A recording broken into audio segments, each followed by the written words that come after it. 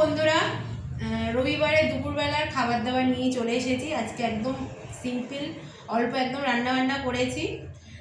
ঘরে কোনো সবজি নেই, কিছু নেই, ম্যানেজ করেছি। এখন কটা বাজে? 2:30 বাজে। তো এই যে দেখো ভাত তো অবশ্যই করেছি, আর তার সঙ্গে কী করেছি সেটা অবশ্যই তোমাদের দেখাবো। যে ভাত দেখতে পাচ্ছ, এটা আমার ভাত কিন্তু।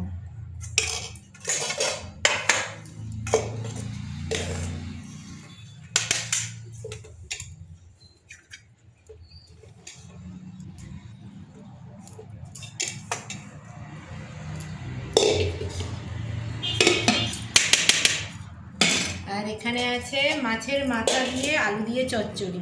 কিছু নেই বললাম, এটা হচ্ছে মাছের মাথা। এই যে দেখো মাছের মাথা আছে। মাছের মাথাটা আমি খাবো, কারণ আমার বর অতটা পছন্দ করে না। মেয়েরা সবসময় মাছের মাথা খেতেই পছন্দ করে।